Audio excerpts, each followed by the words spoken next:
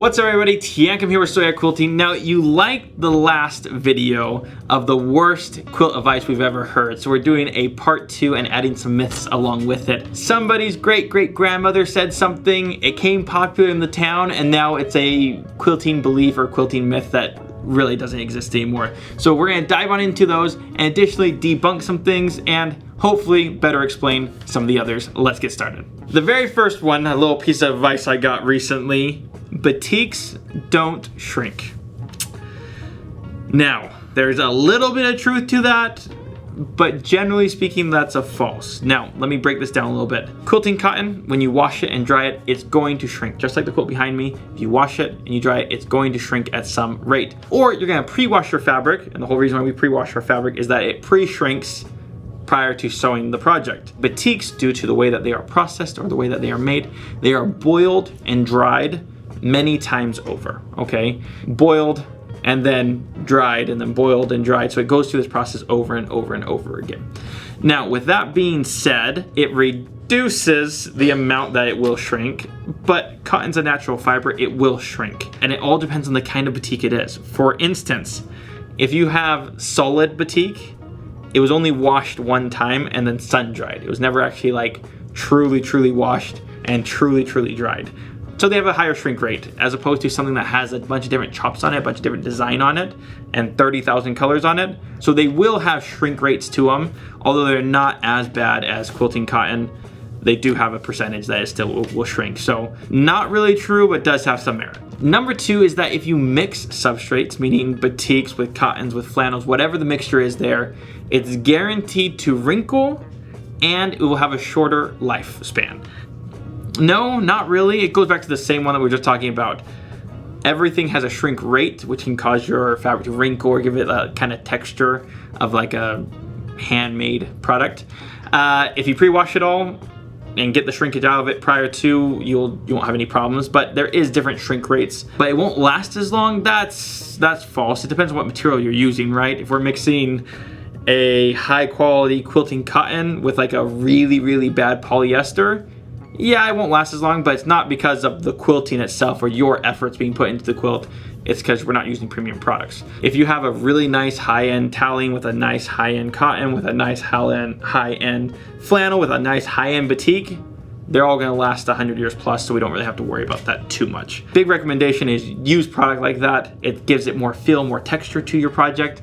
But if you're scared of it, you don't have to, but as far as longevity's sake or warping or whatever, it's gonna be perfectly fine.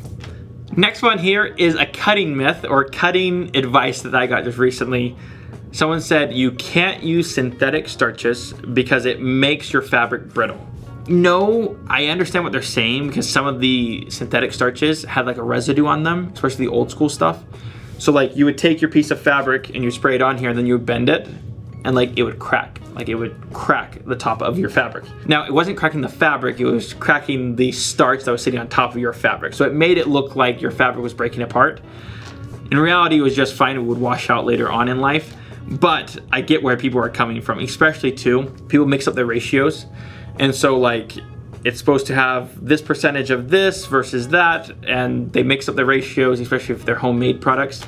And then it feels like your fabric's breaking apart, but in reality it's just that top layer getting like crunchy and it kind of turns whitish. It's kind of a weird thing. Breaking apart, no, it's just unfortunately a bad product if that ever does happen, or it's a homemade remedy, which we do see in our industry a lot. So the next one here, I don't know if we should put this in the myth category or the advice category because it was told to me, but people believe it. So it's kind of both here. If you have a piece of fabric and you sew it together, and you open the seam, so we're gonna press the seam all the way open. The only thing that's holding this together now is thread, right? And so the myth is, or what I've been told, is that this point is now weaker as opposed to pressing to one side or the other. So opening seams weakens your quilt. I don't know exactly how I feel about that one, to be honest, because essentially what they're saying is because these are all open, they're just being sewn together by a piece of thread holding those pieces of fabric together. Everything in the industry falls into that concept, right? Of the only thing holding my collar on is that we sewed it and those two pieces of fabric are together. Regardless of the seam is open or not, that's the fact. If the threads break, the threads break. It doesn't matter if it was open or closed. I understand what they're saying and what they're getting at. The only thing I've seen with open seams is that every now and then, if their tension was off or something like that, and you open your seam, like you'll see a hole, like you'll see light through it on the other side because the tension was off on their thread or something like that. But as far as longevity's sake, it should last as long as everything else. Next one, I've talked about this one often because I get the question so much, I get everyone's opinions on it. Polyester thread will cut through your quilt top over time. So it means that you show this beautiful quilt and you use polyester thread. Now, because of that connection between cotton and polyester, your thread being polyester and your fabric being cotton, over time, the hardness of the polyester rubbing against the cotton is going to cut through your material. At some level, there is truth to that. Polyester doesn't shrink. Polyester never changes. Polyester really doesn't ever become as brittle as cotton over time, or it doesn't lose its strength like cotton does over time. The theory behind it is you have a block, and essentially every time you wash it, every time you use it, those threads are cutting into that fabric until one day they pop out. We're now having quilts that have polyester seams in them that are crossing 50, 60, 70, 80 years. And so the longer time is going on, the more we're finding that polyester thread is holding up just fine. Way more in the plausible category, but again, kind of pick what you like and move forward with that. Something we hear in sewing machines, someone just told me this just recently. They said, whatever you run on the top of your thread, so whatever you thread through the top of your machine, has to be the same weight, same brand, same whatever as the bottom. Frankly, that's not true. It's just not a true thing. Most technicians say that simply because it's a great rule of thumb, especially for somebody who's not going to be making adjustments to their machine or anything like that. If you're running 50 weight on top, running on bottom, it's going to do you well probably forever. However, if you do a lot of embroidery, like a lot of embroidery people run 60 weight on the bottom and 40 weight on top, it's a fantastic way. It kind of holds a little bit different. It lays a little bit flatter. Super cool way to do it. There's a lot of people too that are using more like chunky thread, and they'll use a chunky thread on top and like a regular thread on bottom. As long as you're willing to mess with your tensions and things like that, you're fine. If you just want golden rule standard, whatever's on top, whatever's on bottom. Plausibility has some truth to it though. Next one. Also in the sewing machine category, universal needles mean universally they're good for everything. Wrong.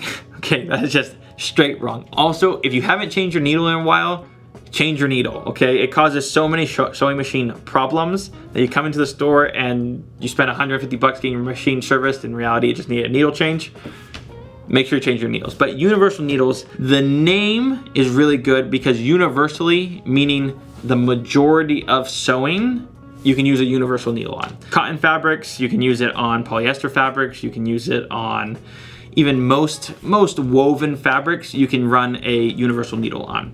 However, sizing starts mattering. So if you're running canvas, you want a thicker needle. If you're running like a lightweight silk, you're gonna wanna run a much finer needle. So there's definitely categories to sizing and all that kind of stuff, but it's not a one size fit all. Universal needles were never designed to pierce fabric. A universal needle is designed to separate the fibers. So it comes down, it hits the fabric and it opens up the fibers, doesn't break the thread. It opens the fibers, and then when the needle comes back up, it closes around the needle again. So no, universal doesn't literally mean universal. It means 80% of the sewing out there it'll work for.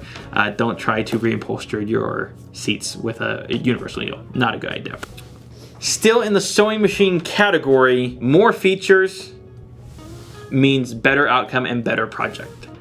False, right? Straight false. I know I have a friend of mine that does freehand embroidery on a machine similar to this. Does freehand embroidery better than I can do embroidery with the computer machine. More features does not mean better anything. Simply means more features give you a better access to things. It makes the learning experience a little bit better. It makes it easier in a lot of things, but there are talented people. The reality is that more features does not mean a better project. It just helps a ton depending on the features that you're buying. There are machines that can help correct with straight stitches, some machines that can help correct with softwares and all those kinds of things, which is amazing. And if that's a feature that you need, absolutely purchase that feature because it helps you and then you can better enjoy this amazing industry. However, there's also very talented people out there that can stitch a better straight stitch than I can without a sewing machine. They can just do it by hand. So that one, false. Moving on to the next one. This one is a truth, okay? Metal machines mean a stronger sewing machine. That's true, okay? Now, I don't like to just generalize it that far because there are lots of machines that are full metal that were not great machines. However, generally speaking, the more metal the machine has in it, the more likely it's gonna have a better longevity, it's gonna have heavier duty motors, it's gonna have more of a punch when it's sewing. Generally speaking, that is the truth. Plastics give us all these amazing features, the computer's giving us all these amazing features. So I don't ever foresee a world that we just get pure metal back. But it's true, more metal, better, more hardy machine, good rule of thumb. Pinked edges on pre-cuts mean, like, I don't know how to say the comment exactly. Manufacturers cut pinked edges so that they can like not be as accurate on their cutting, essentially. It's not true, and I can show you guys why. I've got a piece of paper here. So you have a pinked edge, and the pinked edge is like this, right? But you have the peak, which is right here, and you have the valley, which is here, right? So you have peaks and valleys, depending on which way you want to look at it. Every manufacturer bases the measurement differently. Some people say this should be the side we're measuring from, and this should be the side that we're measuring from, depending on manufacturer. So is it the peak or is it the valley? Like, it's a controversy in our industry. And then additionally, I guess, on top of that, how come they don't just cut it straight? Let me tell you. The reason why we do peaks and valleys or pinked edges is because quilters do this to the material.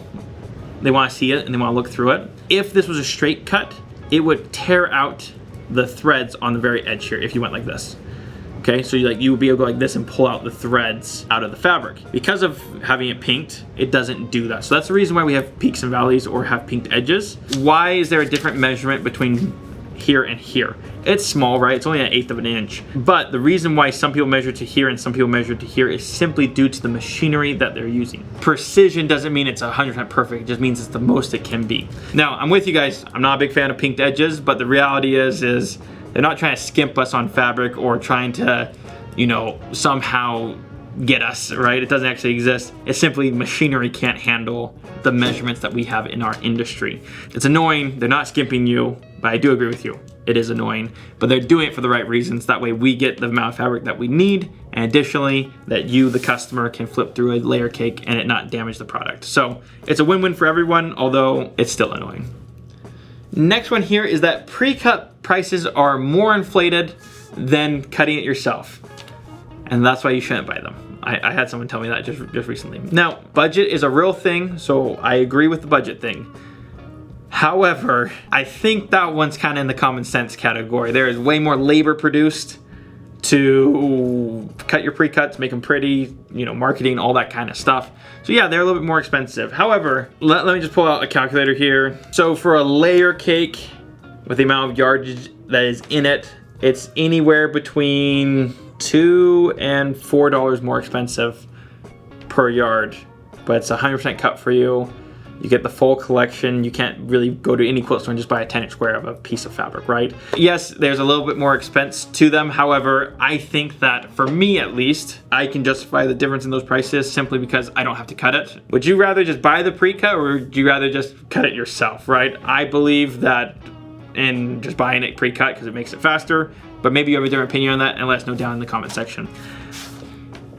And guys, with that, thank you so much for watching this video, and let us know down in the comment section some more myths that you guys heard or more things that you just believe to be completely false, because we would love to do a part 3 of this video, but we like to take it from the comment section. We just have a great appreciation for you guys, the quilters, keeping this craft going and keeping this craft alive. With that, guys, thank you so much for watching again, and we'll see you on the next one.